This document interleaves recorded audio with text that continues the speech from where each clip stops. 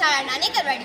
विषय मांडते छत्रपती संभाजी महाराज. श्री शंभो शिवजा तस्य रुद्रा गौरी वराजते यलंकस्य हा विनोलेखा वर्तते कस्य लोपरी. ज्यांनी स्वराज्याचं स्वप्न पाहिलं त्या मासाहेब जिजाऊ. हे स्वप्न ज्यांनी सत्यात उतरवलं ते राजाधिराज छत्रपती शिवाजी महाराज. स्वराज्य, स्वधर्म आणि स्वाभिमान टिकवण्यासाठी ज्यांनी बलिदान दिलं ते छत्रपती संभाजी महाराज. यांना त्रिवार वनाचा मुद्रा करते आणि मी माझ्या भाषणाला सुरुवात करते. शिवरायांचा स्वर्गवास झाल्यानंतर संभाजी महाराज सिंहासनावर बसले आणि या स्वराज्याचे दाखलेदारी झाले.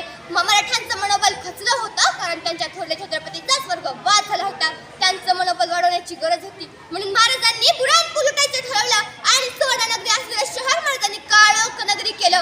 औरंगजेबाला बातमी कळाली. औरंगजेब संतापला. मग सुवर्णनगरी असलेलं शहर या संभाजीने काळोख नगरी केलं आणि या सिंहाच्या छाव्याला पकडण्यासाठी तो दिल्लीचा तख्त सोडून या महाराष्ट्रात आला.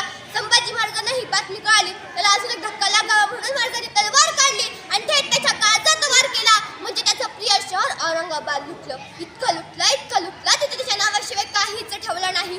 औरंगजेब संतापला होता. त्याच्या वाटेला नुसती पराजय येऊ लागली होती. त्याला एक रामशेर सारखा किल्लाही जिंकता येत नव्हता. औरंगजेब आता संतापला होता. आपल्या 9 वर्षाच्या कालखंडीमध्ये त्याने 240 लढाया खेळल्या. त्यापैकी एकही हरला नाही. जो कधी हरला नाही, वाकला नाही, चुकला नाही, असीम धडाडीने स्वराज्य संवर्धनासाठी लढत राहिला. तो सर्जा संभाजी. मुघल वाकवले, इंग्रज नाचवले, पोर्तुगीज झुकवले, पण हा सर्जा संभाजी झुकला नाही. एक नाही, 2 नाही, तब्बल 12 घड्यावर निगडाचे पंजे फाड करत राहिले. स्वराज्य उंचावत राहिला.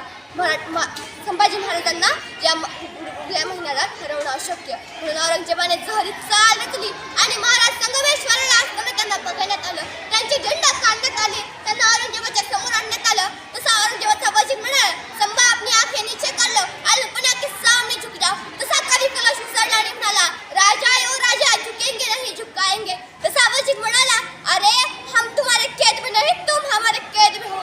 खामोश असा आवाज गुंजला आणि औरंगजेब खाली आला. तो म्हणाला, 9 साल का था, 9 साल का जब मेरे पास आया था.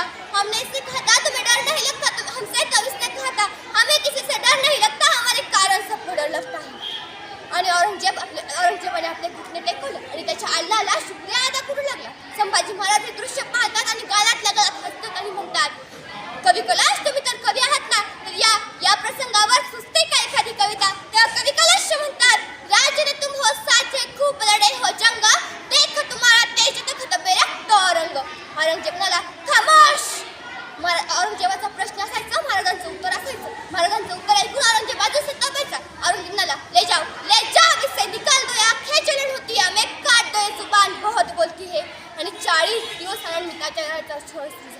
बोकड सोलावा असं संभाजीचं कातडं सोडलं. त्यावर मिठाचं पाणी चार या त्यांचा नुसता जाळ झाला होता. कोणीतरी आईचा गुडकाच्या वाट्या काढायचं, कोणीतरी आईचा हाताची बोटं छाटायचं, कोणीतरी आईचा तलवारीच्या पात्यानं मासाचे लगडे कापायचं, कुत्र्या गिलांना खाऊ घालायचं.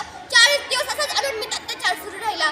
शेवटी गोवला 3 मार्च 1619 दिवस उगवला आणि औरंगजेबाची शेवटची आज्ञा आली, कलम करतोय सर. आणि महाराजांचं शिर कलम करण्यात आलं.